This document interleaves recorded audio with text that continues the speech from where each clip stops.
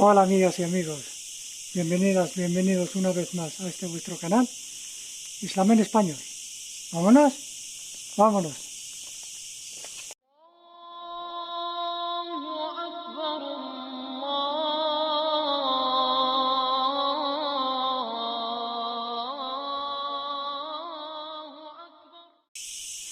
Bueno, en primer lugar, disculparme por si no consigo separar el ruido de la filarmónica de las chicharras.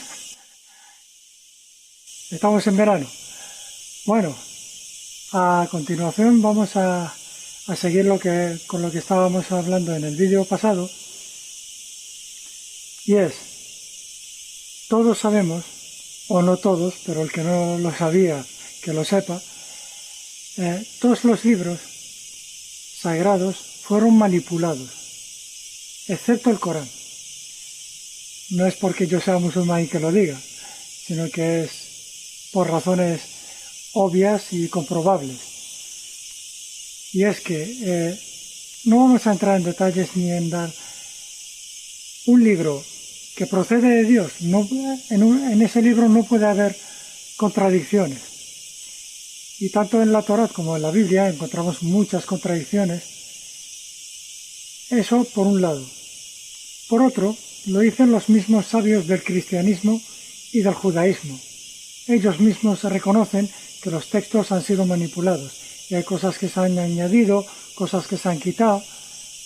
Entonces, ¿cómo puedes seguir un libro que sabes que está manipulado?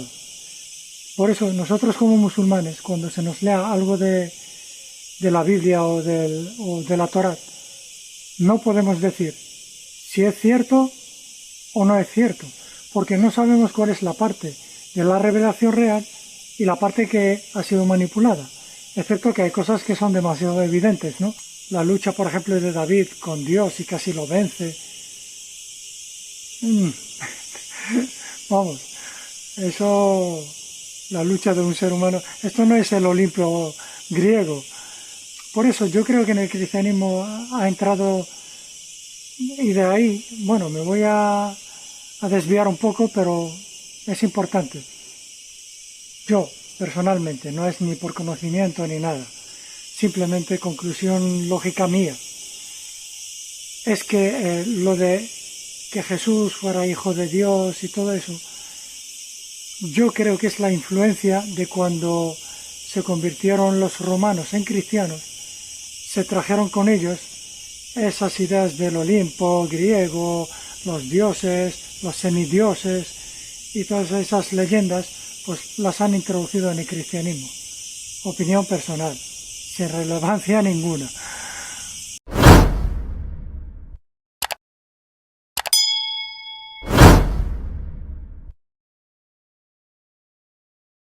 ¿Y por qué consideramos y cómo sabemos que el Corán no fue igualmente manipulado? Muy simple. Para empezar, ¿por qué el Islam fue inspirado en un ambiente en las tribus árabes, digamos? Las tribus árabes en aquel entonces, pues, no eran muy letrados, digamos, a lo que es la escritura. Eran analfabetos. Analfabetos quiere decir que no escriben ni leen. La mayoría, ¿no? Muchos sí, pero la mayoría no. Pero tenían una memoria fotográfica. Y además, la palabra era su arte. Porque, por ejemplo, si tú ves el mundo occidental, el arte principal, sí hay poesía, hay escritura, pero el arte principal, histórico, el que transmite la historia en muchas ocasiones, es la pintura, ¿no? Sin embargo, los árabes era la poesía. Y de hecho, fueron los únicos que tenían un mercadillo de la palabra, de la poesía. Entonces venía el poeta, soltaba su poema y la gente lo memorizaba de haberlo escuchado una vez. Y estamos hablando de poemas de 200, 300 renglones. No estamos hablando de 4 líneas. A la primera se lo sabían de memoria, lo memorizaban. Y eso se puede comprobar, porque me pasó a mí. Yo fui a una ciudad nueva para trabajar y todavía no me había instalado bien. Y claro, yo de toda la vida me despierto con un despertador. Pues nada, sabiendo que no tienes despertador, eso lo sabemos todos. Te despiertas a la hora necesaria. Y además volvía y dormía la siesta y me levantaba a la hora que tenía que levantarme, sin despertador ninguno. Pero ahora, como tengo un despertador al lado, ya no me despierto sin él. Bueno, son cosas biológicas que conocemos todos, no estoy inventando nada nuevo. Entonces, la memoria. Pero que además hay un bulo que circula por ahí, es que dicen que como la Biblia se escribió, no sé si 100 y pico años después de la muerte de Jesús, lo mismo pasó con el Corán. No, falso. El Corán se escribió en la época en la que vivía el profeta, pero no se escribía en un libro, sino que se escribía pues una parte en un hueso, otra parte en la piel, otra parte... Entonces estaba separado. Lo único que se hizo después de su muerte fue reunirlo todo y ponerlo en un solo libro. Eso es lo que se hizo después. Pero aparte, lo de la memorización, y eso lo puedes comprobar a día de hoy, en el siglo XXI, año 2022, que hay cientos de miles de niños de 10 años, de 8 años, de 12 años, que se lo saben de memoria. Y de hecho, cuando los estúpidos intentaron, en la época de Bush, cuando se invadió Irak, por ejemplo, fue uno de los intentos, pero se hizo más veces. Intentaron manipular el Corán y solo quitarle unos trocitos. Cualquier niño de 8 o 10 años te dice, no, eso no es así, es así, de memoria. Incluso es que alrededor del Corán se creó una ciencia. Es una ciencia no experimental, sino una ciencia humanitaria, con la que hay muchas ramificaciones que trabajan para lo del Corán, ¿no? Incluso la forma de escribir, el Corán tiene una forma de escribir especial, suya, que no es aplicable a una redacción, por ejemplo, en un colegio. Tú no puedes escribir de esa forma porque se te consideraría error. Entonces, incluso eso se memoriza, cómo se escribe cada cosa, el punto. Sí, los puntos y lo que son las vocales se pusieron después, pero es porque ya empezaron a entrar no árabes en el Islam. Entonces confundían las palabras, pero un árabe ya sabía sin letras, sin vocales y sin puntos, ya sabía, leía algo y sabía leerlo perfectamente. Lo que pasa es que cuando empezaron a entrar en el Islam, gente que no era árabe, que hablaba otros idiomas, entonces había que especificárselo para leérselo, para que lo pueda leer bien. Eso es lo que pasó con el Corán. Aparte, fue generación transmitiéndolo tras generación, aparte de la parte escrita. Estamos hablando de memorizar.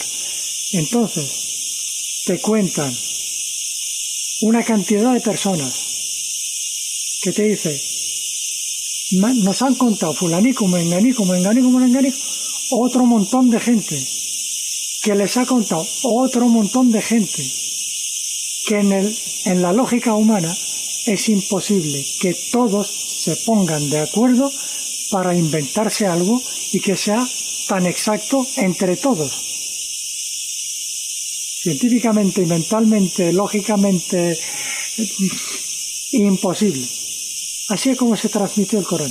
Y estoy resumiendo, sintetizando muchísimo, porque las ciencias del Corán son inmensas para nosotros. Porque para los primeros musulmanes no les hacía falta tanto, porque eran muy conocedores del idioma y con cualquier cosita ya la pillaban. Incluso los que no creyeron en el profeta, no lo siguieron, saben lo que significaba cada cosa, por eso se han negado, porque les privaba de algunos privilegios y algunas cosas que no les apetecía dejar. Por ejemplo, la usura y todas esas cosas, pues ellos entendían perfectamente lo que significa adorar a un solo Dios y no tener los beneficios de los demás dioses y negociar con ellos. Sabían perfectamente cada palabra lo que significaba. Y esa es la diferencia. Luego, el Corán estamos seguros de que es como descendió, literalmente.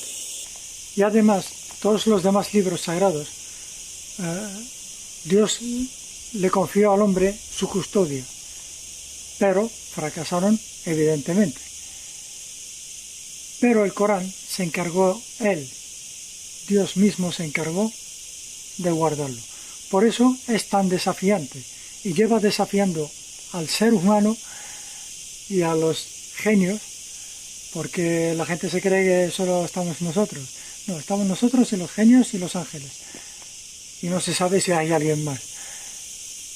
Entonces, lleva desafiando a las criaturas durante 14 siglos. Y nadie encuentra una sola contradicción. Y eso lo dice el Corán mismo. Si fuera de alguien que no sea Dios, encontrarían muchas contradicciones. Y es lo que encontramos en los demás libros. Esto es muy sintetizado sobre lo que es el Corán. Y la próxima vez hablaremos de la Sunna. Y no me olvido de ti, ya hablaremos del por qué las distintas interpretaciones del Corán. Esto es todo por hoy. Me gusta hacer los vídeos cortos para que nadie se me duerma. Y hasta el próximo vídeo, cuidaros mucho, un abrazote, chao.